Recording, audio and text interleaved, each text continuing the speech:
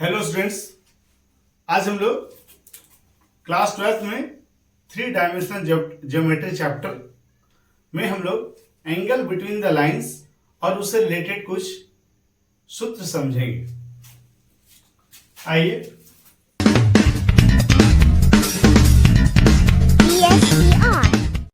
Angle between the lines, कितना line?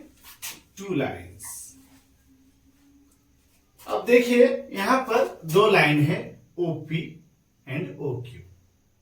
OP and OQ, इन दोनों के बीच एक एंगल है थीटा। अब देखिए OP लाइन में डायरेक्शन कोसाइन मेरा है L1 M1 N1 और OQ का है L2 M2 N2। अब जरा समझेंगे। Let L1 M1 N1 and L2 M2 N2 be the direction cosines of the lines। अगर ये direction cosines of the lines हुए तो फॉर्मूला है कि cos थीटा बराबर L1 into L2 plus M1 into M2 plus N1 into N2। अगर कर देंगे तो एंगल मेरा निकल जाएगा किस फॉर्म में? cos थीटा के फॉर्म में। फिर हम थीटा का वैल्यू निकाल सकते हैं। अगर आप साइन थीटा से निकालते हैं तो साइन थीटा से हम निकाल सकते हैं root over L1 M2 minus L2 M1 का whole square plus M1 N2 minus M2 N1 का whole square plus N1 L2 minus N2 L1 का होल स्क्वायर। इसमें बैठाकर फिर इसका रूट निकाल देंगे तो साइन थीटा निकलेगा और फिर थीटा का मान हम लोग निकाल सकते हैं। आगे देखते हैं। अगर डायरेक्शन रेशियो दिया रहे तो अगर डायरेक्शन रेशियो दिया रहे if A1 B1 C1 and A2 B2 C2 are the direction ratios of 2 lines. अगर डायरेक्शन रेशियो दिया रहेगा तब क्या होगा? cos थीटा का फॉर्मूला होता है cos थीटा बराबर A1 A2 plus B1 B2 plus C1 C2 बटा root over A1 square plus B1 square plus C1 square root over A2 square plus B2 square plus C2 square. अगर sine theta के form में निकालेंगे तो sign theta के form में B1 C2 minus B2 C1 का whole square plus C1 A2 minus C2 A1 का whole square plus A1 B2 minus C2 B1 का होल स्क्वायर का रूट ओवर बटा root over A1 square plus B1 square plus C1 square फिर root over A2 square plus B2 square plus C2 square. इसमें बैठा करके आप value निकाल सकते हैं। अब जरा और देखें कि अगर 2 लाइन परपेंडिकुलर होगा, अगर 2 लाइन परपेंडिकुलर होगा, दोनों के बीच 90 डिग्री एंगल बनेगा, तब कैसे पता चलेगा?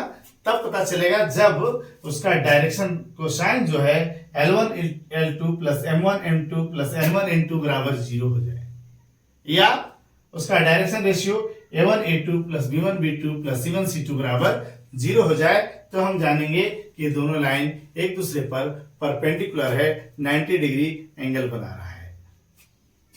चलिए स्क्रीनशॉट ले लीजिए।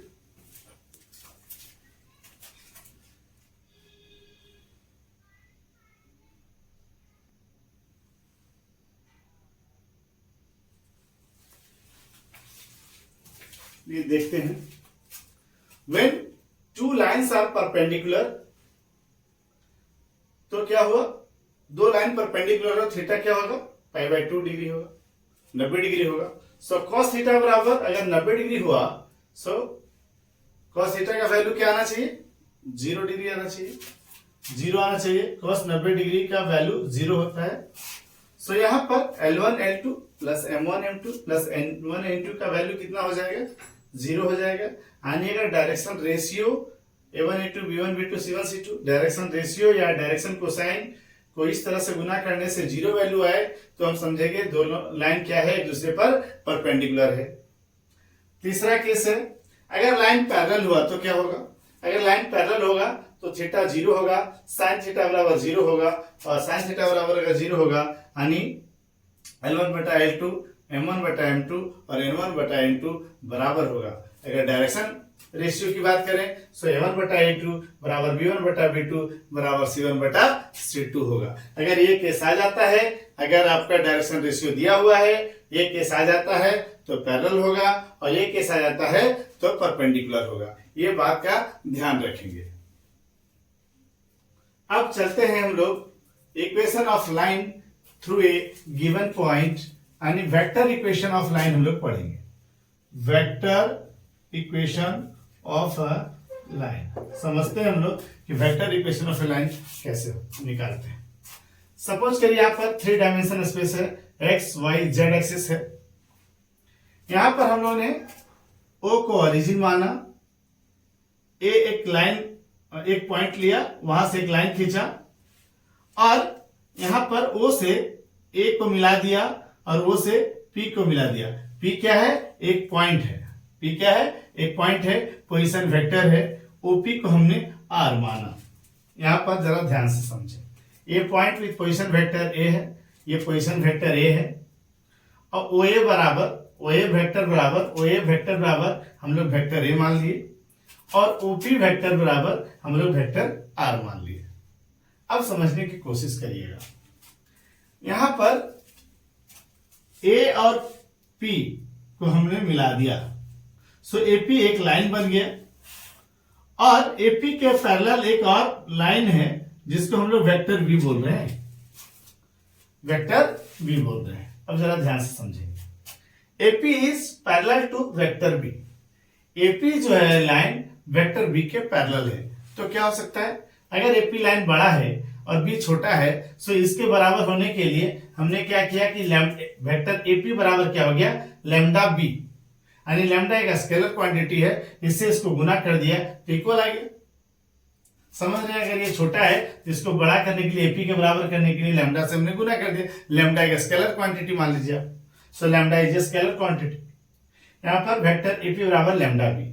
अब वेक्टर एपी क्या है बताइए? वेक्टर एपी क्या है? सो यहां पर समझिए, वेक्टर आर क्या है? ओपी वेक्टर है। वेक्टर आर क्या है? ओपी वेक्टर है। और ओपी को हम लोग क्या लिख सकते हैं? ओ ए वेक्टर जोड़ AP vector, O A vector जोड़ एपी वेक्टर, ओ ए जोड़ एपी लिख सकते हैं। सो वेक्टर आर बराबर ओपी वेक्टर आर बराबर ओपी बराबर ओ ए जोड़ AP. Triangle law of vector addition आप लोग जानते हैं, उस हिसाब से ओ ए जोड़ एपी बराबर ओपी हो गया। अब जरा समझेंगे, यहां पर वेक्टर आर है, ओपी का वैल्यू कितना है? ओपी का वैल्यू वेक्टर आर हो गया। ओ ए का वैल्यू कितना है? ओ ए का वैल्यू वेक्टर ए हम लोगों ने माना है। और एपी का वैल्यू क्या है? एपी का वैल्यू क्या है? एपी का वैल्यू लैम्डा बी यहां निकाले थे हम लोग, सो यहां पर हम लोगों ने बैठा दिया। सो क्या निकला हमारा? वेक्टर आर बराबर वेक्टर ए plus lambda b vector. So ये हुआ vector equation of a line, या equation of line in vector form. चलिए इसका स्क्रीनशॉट लीजिए।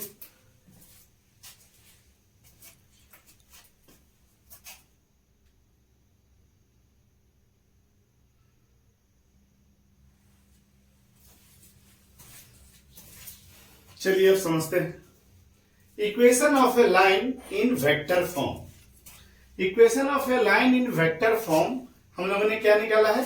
वेक्टर आर बराबर वेक्टर ए प्लस लैम्डा बी। अब इसी को लिखते हैं हम लोग कि vector equation of a line passing through a given point, vector equation of a line passing through a given point A with position vector A and parallel to a given vector B. अब ये line जो है, ये line parallel है किस line के? Vector B के। सो जो ये पॉइंट हमने एक पॉइंट से, समझिए कि vector equation of line passing through a given point, कौन पॉइंट से पास कर रहा है? ए पॉइंट से, और एक पोजीशन वेक्टर हमने लिया पी। अब इस एपी लाइंस के पैरेलल है कौन? Vector B.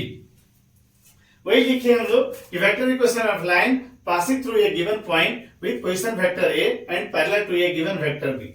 तो हम लोगों ने क्या निकाला था? वेक्टर आर बराबर वेक्टर ए प्लस लैम्डा बी। इसको याद रखेंगे, ये vector form of equation of a line है। इसी को हम लोग कन्वर्ट करेंगे कार्टेशियन फॉर्म में। सो वेक्टर आर बराबर क्या है? वेक्टर आर यहां पर पोजीशन वेक्टर है, सो आर का वैल्यू यहां पर है एक्स वाई जेड, यहां पर पॉइंट है पी। सो पी पॉइंट यहां पर 3 डायमेंशन स्पेस पे है, सो इसका पॉइंट क्या होगा? एक्स वाई जेड होगा। सो यहाँ पर वेक्टर आर बराबर क्या हुआ, एक्स आई यूनिट वेक्टर प्लस वाई जे यूनिट वेक्टर प्लस जेड के unit vector. So normally x i plus Y j plus Z k हम लोग बोल दे रहे हैं। सो आई जे के क्या है, यूनिट वेक्टर है। यहाँ पर वेक्टर ए बराबर भी क्या है, वेक्टर ए इस एक पॉइंट से पास कर रहा है, passing through a given point. So इस पॉइंट पे ए का पॉइंट है x1 y1 z1। सो यहाँ पर देखिए वेक्टर ए बराबर हमने लिख दिया x1 आई unit vector, y1 j unit vector, z1 k unit vector. अगर आप लिखना चाहें सो यहाँ पर इस पॉइंट को लिख सकते हैं कि x1 है, ये y1 है और ये z1 है और p क्या है, x y z, इसको लिख सकते हैं आप। सो यहाँ पर देखिए ए बराबर वेक्टर ए बराबर हमने लिख दिया। अब वेक्टर बी क्या है, वेक्टर बी पर पैरेलल है, वेक्टर बी यहाँ पर डायरेक्शन को साइन इसका ले लेते हैं एल एम एन। सो यहाँ पर हुआ वेक्टर बी बराबर L I plus M J plus N K. अब यहां समझते हैं हम लोग, यहां हम लोग समझते हैं वेक्टर आर का वैल्यू हमने लिख दिया x i plus Y j plus Z के। यहां पर वेक्टर ए का वैल्यू लिख दिया x1 आई प्लस y1 जे प्लस z1 के, और लेमडा वेक्टर बी का वैल्यू हमने लिख दिया L I plus M J plus N K, लिख दिए। अब जरा देखिए आई यहां पर भी, आई यहां पर भी है, जे यहां पर भी है, जे यहां पर भी है, के यहां पर भी है, के यहां पर भी है। सो इसको हम लोग थोड़ा हल कर लिए। सो आई कॉमन लेने से क्या होगा, x1 प्लस यहां पर देखिए लैम्डा एल हो जाएगा, आई को इक्वेट करेंगे तो यहां पर होगा y1 प्लस यहां पर m लेमडा हो जाएगा, j कॉमन लिए, और यहां पर z1 प्लस यहां लेमडा n हो जाएगा और k कॉमन लिए। अब इधर भी आई जे के है, इधर भी आई जे के है, सो हम लोग आई जे के को इक्वेट कर लेते हैं। सो लिख दिया हमने equating unit vector I, unit vector J and unit vector के। सो क्या होगा, x बराबर x1 plus L lambda, y बराबर y1 plus m lambda, z बराबर z1 प्लस n लेमडा। अब इसको ध्यान से समझेंगे तो x माइनस x1 बटा l करेंगे तो लेमडा आ जाएगा। सो x माइनस x1 बटा l करेंगे तो लेमडा आ गया। यहाँ पर देखिए y माइनस y1 बटा n करेंगे तो लेमडा आएगा, और यहाँ पर z माइनस z1 बटा n करेंगे तो लेमडा आएगा। सो सबका वैल्यू लेमडा है, तो लेमडा अगर देख रहे हैं सबका वैल्यू आने तीनों इक्वल है। सो x माइनस x1 बटा l बराबर y माइनस y1 बटा m बराबर z माइनस z1 बटा n। ये जो है ये हुआ Cartesian equation of a line. तो आप लोग देखें vector equation in vector form होता है, वेक्टर आर बराबर vector A plus lambda B, and Cartesian form होता है x माइनस x1 बटा l बराबर y माइनस y1 बटा m बराबर z माइनस z1 बटा n। चलिए इसका स्क्रीनशॉट लीजिए, और ये दोनों लाइन बहुत इंपॉर्टेंट है, इससे रिलेटेड बहुत सारे क्वेश्चन आते हैं।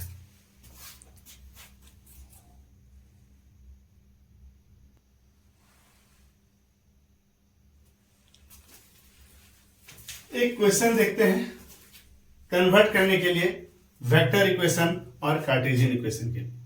चलिए क्वेश्चन देखते हैं, है find the vector and Cartesian equations of the line through the point,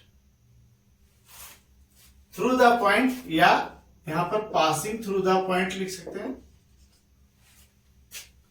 Find the vector and Cartesian equations of the line passing through the point 5, 2, minus 4 and which is parallel to the vector 3i plus 2j minus 8k unit vector।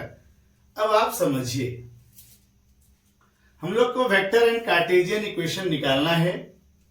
हमारा दो vector दिया हुआ है, जो point से पास कर रहा है वो वेक्टर है, और जिस पर पैरेलल है वो वेक्टर है। सो आपको पहले ही मालूम है जो पॉइंट से पास करता है वो वेक्टर ए होता है, और जो जिस पर पैरेलल होता है वो वेक्टर बी होता है। सो ध्यान से देखें, we have passing through the point लिखा हुआ है 5, 2, minus 4, ये वेक्टर ए हो जाएगा।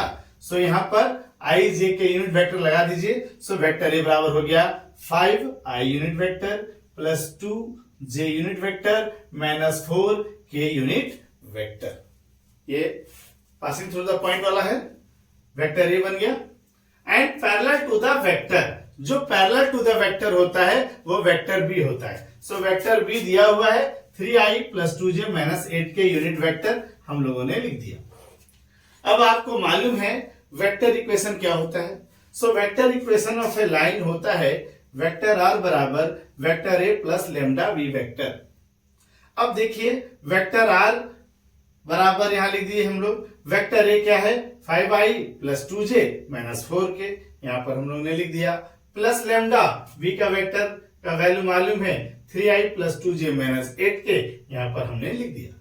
सो ये हो गया वेक्टर इक्वेशन ऑफ लाइन। ये क्या हो गया vector equation of a line. ये हुआ हमारा answer, vector equation of a line इस क्वेश्चन के लिए। अब इसी वेक्टर इक्वेशन ऑफ लाइन को हम लोग कार्टेशियन फॉर्म में बदलेंगे।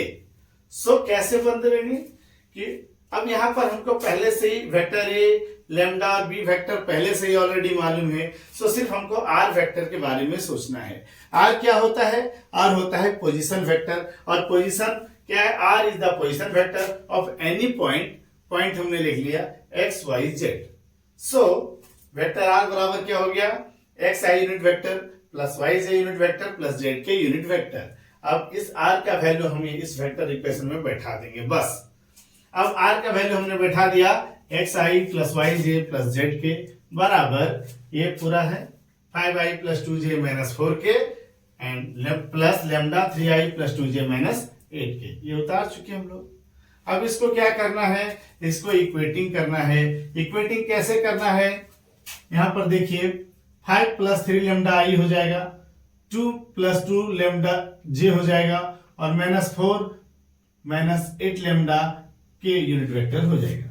सो x बराबर क्या आएगा 5 + 3 लेमडा, y बराबर क्या आ जाएगा 2 + 2 लेमडा, और z बराबर क्या आ जाएगा -4 - 8 लेमडा।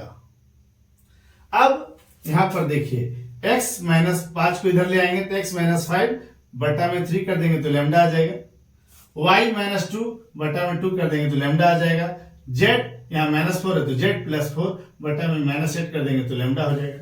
अब जरा ध्यान देंगे लेमडा लेमडा लेमडा तीनों लेमडा बराबर। सो क्या हो गया x - 5/3 = y - 2/2 = z + 4/-8। ये किस फॉर्म में आ गया, ये आ गया कार्टेशियन फॉर्म में। सो इस तरह से आपने देखा वेक्टर फॉर्म और कार्टेशियन फॉर्म कैसे निकालते हैं। सो इस तरह का क्वेश्चन को प्रैक्टिस आप कर सकते हैं। चलिए इसका स्क्रीनशॉट लीजिए।